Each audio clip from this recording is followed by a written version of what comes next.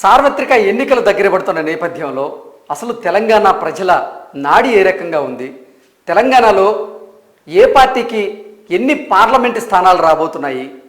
అసలు ఎవరు పీఎం కాబోతున్నారు అనే అంశాల మీద పీపుల్స్ పల్స్ అనేటువంటి సంస్థ ఒక సర్వే నిర్వహించింది. ఆ సర్వేకి సంబంధించినటువంటి ఫలితాలను ఇప్పుడు మనం చూసేటువంటి ప్రయత్నం అయితే చేద్దాం. పీపుల్స్ పల్స్ చేపట్టినటువంటి సర్వే ప్రకారంగా లోక్సభ ఎలక్షన్స్లో కాంగ్రెస్ పార్టీ, ఇప్పుడు అధికారంలో ఉన్నటువంటి కాంగ్రెస్ పార్టీ 8 నుంచి 10 లోక్సభ స్థానాలను కైవసం చేసుకోబోతున్నట్లుగా కూడా వీళ్ళ సర్వే సంస్థ రిజల్ట్ అయితే మనకి తెలియజేస్తూ ఉంది. నెక్స్ట్ బీఆర్ఎస్కి 3 నుంచి 5 స్థానాలు రాబోతున్నాయని, బీజేపీకి 2 నుంచి 4 స్థానాలు రాబోతున్నాయని, అదర్స్ ఒక స్థానాన్ని గెలిచే అవకాశం ఉందంటూ కూడా పీపుల్స్ పల్స్ అనేటువంటి సంస్థ వాళ్ళు చేసినటువంటి సర్వే రిపోర్ట్స్ మనకి తెలియజేస్తూ ఉన్నాయి. అదర్స్ ఒకటి అంటే ఇక్కడ బీఎస్పీ వచ్చే అవకాశం ఉన్నట్లుగా కూడా కొంతమంది రాజకీయ విశ్లేషకులు చెబుతున్న నేపథ్యంలో ఓవరాల్గా చూసుకున్నట్లయితే మనం కాంగ్రెస్ పార్టీ, అధికారంలో ఉన్నటువంటి కాంగ్రెస్ పార్టీకి 8 నుంచి 10 లోక్సభ స్థానాలను ఇక్కడ తెలంగాణ ప్రజలు కట్టబెట్టబోతున్నారు అన్నట్లుగా కూడా పీపుల్స్ పల్స్ అనేటువంటి సంస్థ తెలియజేస్తూ ఉంది. అలాగే బీఆర్ఎస్ పార్టీకి 3 నుంచి 5 స్థానాలు మాత్రమే రాబోతున్నాయి అంటూ కూడా ఈ సంస్థ తెలియజేస్తూ ఉంది. బీజేపీకి 2 నుంచి 4 లోక్సభ స్థానాలు వచ్చే అవకాశం ఉంది అంటూ కూడా ఈ సంస్థ తెలియజేస్తూ ఉంది. అదర్స్ ఒక స్థానంలో గెలిచే అవకాశం ఉంది అంటూ కూడా తెలియజేస్తూ ఉంది. ఈ సర్వే సంస్థకు సంబంధించినటువంటి రిపోర్ట్స్ అసలు ఏ ప్రాతిపదికన ఉండొచ్చు, అలాగే ఈ ఫలితాల్లో క్షేత్రస్థాయికి దగ్గరగా ఉన్నాయా లేదా ఈ ఫలితాలు అనే అంశాలకు సంబంధించి మనతో మాట్లాడేందుకు మన్నెం కోటేశ్వరరావు గారు, ప్రముఖ రాజకీయ విశ్లేషకులు మనతో ఉన్నారు. సార్తో మాట్లాడదాం. సార్ నమస్తే. సార్ నమస్తే సార్. పీపుల్స్ పల్స్ అనేటువంటి సంస్థ చేసినటువంటి సర్వే మనం చూస్తూ ఉన్నాం. రానున్న లోక్సభ ఎన్నికల్లో కాంగ్రెస్ పార్టీ 8 నుంచి 10 స్థానాలు, బీఆర్ఎస్ 3 నుంచి 5 స్థానాలు, బీజేపీ 2 నుంచి 4 స్థానాలు, అలాగే అదర్స్ ఒక స్థానంలో గెలిచే అవకాశం ఉందంటూ కూడా వీళ్ళు సర్వే రిపోర్ట్ తెలియజేస్తూ ఉంది. ఏంటి సార్ ఫలితాలు? అంటే ఈ సర్వే రిపోర్ట్స్ ఆ క్షేత్రస్థాయిలో దగ్గరగా ఉందా? క్షేత్రస్థాయిలో ప్రజల అభిప్రాయానికి అంటే ఏం చెప్తారు సార్? అదర్స్ అంటే బహుశా మజ్లిస్, హైదరాబాదు స్థానంలో మజ్లిస్ అయి ఉండొచ్చు. ఓకే. మిగిలినటువంటి 3 పార్టీలకు సంబంధించి ఇప్పుడు తెలంగాణలో బీజేపీ, బీఆర్ఎస్ 2 పార్టీలు సర్దుబాటు చేసుకుంటాయా అనేటువంటి ఒక ప్రశ్న ఇప్పుడు రంగంలోకి వచ్చింది. తెర వెనకాల ఆ మేరకు చర్చలు జరుగుతున్నాయని, లేదా ఏ పార్టీకి ఆ పార్టీ కలిస్తే ఏమిటి, కలవకపోతే ఏమిటి అనేటువంటి మథనం జరుపుతున్నది అనేటువంటిది కూడా మనకు వార్తలు సూచిస్తున్నాయి. అయితే నిన్న కిషన్ రెడ్డి గారు, అదేవిధంగా బీజేపీ నాయకుడు లక్ష్మణ్ గారు ఎట్టి పరిస్థితుల్లోనూ బీఆర్ఎస్ తోటి కలిసేది లేదు అని చెప్పేసి ప్రకటించారు. అయితే ఆ ప్రకటనను మనమేమి ప్రామాణికంగా తీసుకోక్కర్లేదు. ఎందుకంటే ఆ విధమైనటువంటి ప్రకటన ద్వారా బీఆర్ఎస్ నుంచి ఎక్కువ సీట్లని రాబట్టడానికి కూడా ఆ విధమైనటువంటి మైండ్ గేమ్ ఏ రాజకీయ పార్టీ అయినా ఆడుతుంది. బీజేపీ కూడా అలాంటి మైండ్ గేమ్ లో భాగం కావచ్చు. లేకపోయేట్లయితే అది రాజకీయంగా నష్టం అనేటువంటి అభిప్రాయంతో కూడా కావచ్చు. ఏమైనా కావచ్చు. ఇంకా ఇవంతా కూడా మనం ఏది నిర్ధారించి అవునని కాదని కూడా చెప్పలేము. అయితే పీపుల్స్ పల్స్ లో వచ్చినటువంటి చూపిస్తున్నటువంటి ఫలితాలకు సంబంధించి కొన్ని అంశాలు మనం చెప్పుకోవాలి.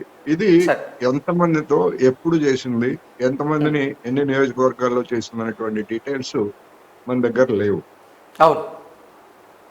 వాళ్ళ దగ్గర ఉండొచ్చు. అది వాళ్ళు మనకి మెథడాలజీ గురించి మామూలుగా చెప్తారు, వాళ్ళు చెప్పలేదు.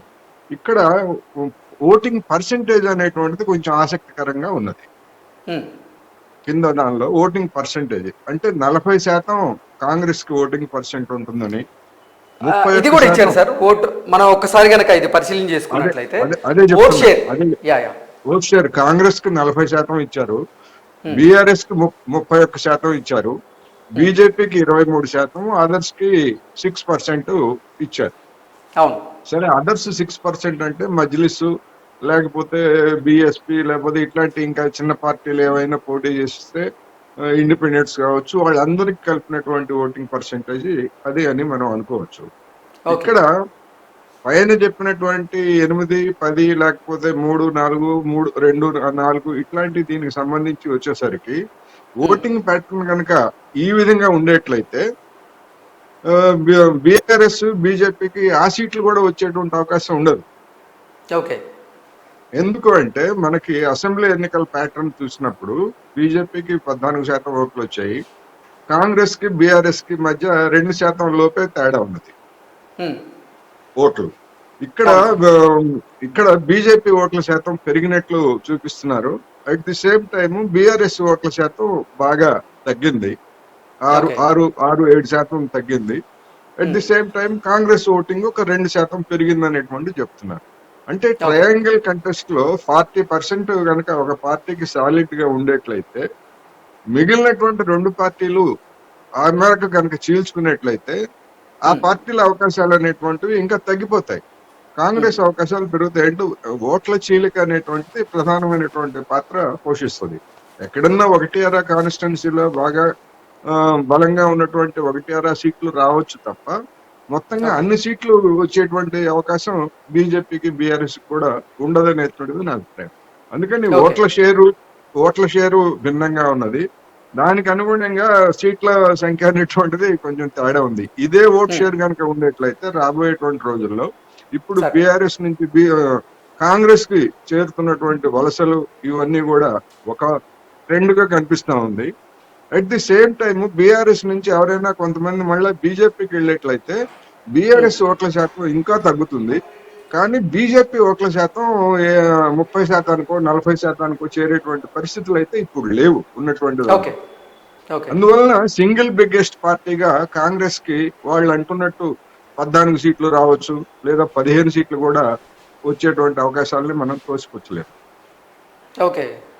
ఓట్ల షేర్కును సీట్ల ప్రొజెక్షన్ కి ఉన్నటువంటి తేడా ఆ విధమైనటువంటి ఎనాలిసిస్ కి దారితీస్తుంది అనేది నా అభిప్రాయం. ఓకే సార్, ఇంకొకటి కూడా మనం చూద్దాం సార్.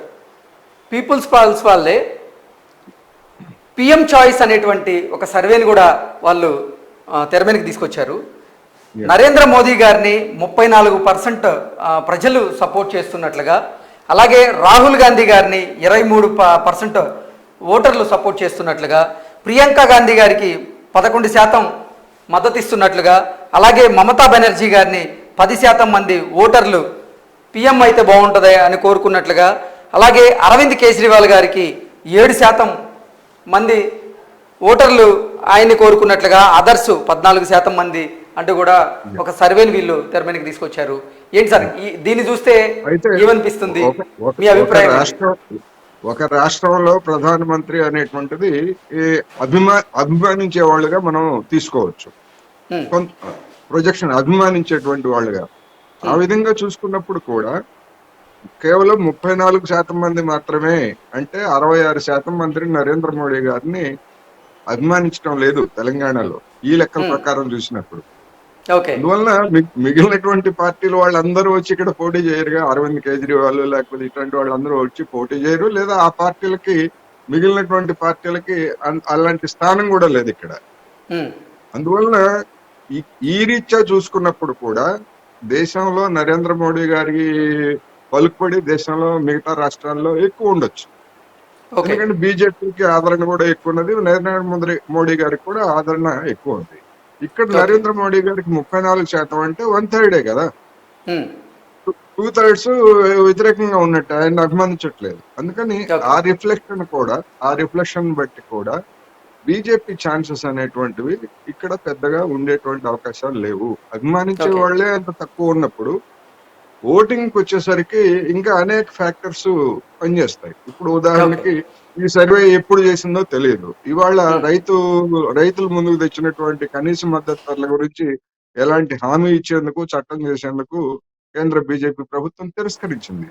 ఉమ్, అంటే ఎన్నికల లోపల ఇంకా ఇలాంటి పరిణామాలు ఎన్ని జరుగుతాయి, ఏమిటి, వాటి ప్రభావం ఎట్లా ఉంటుందనేటువంటి కూడా మనం తీసుకోవాలి కనుక మొత్తం మీద ఏంటంటే ఈ సర్వే పీపుల్స్ సర్వే ఎంతమందిని చేశారనేటువంటి ప్రతి సర్వేకి కొన్ని మినహాయింపులు ఉంటాయి.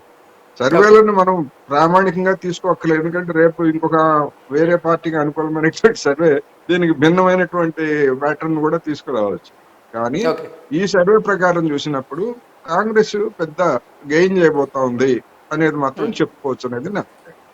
ఓకే సార్, ఇంకొకటి మనం చూసుకున్నట్లయితే ఇప్పటికే సిట్టింగ్లు ఉన్నారు కొంతమంది బీజేపీ నుంచి సిట్టింగ్ ఎంపీలు.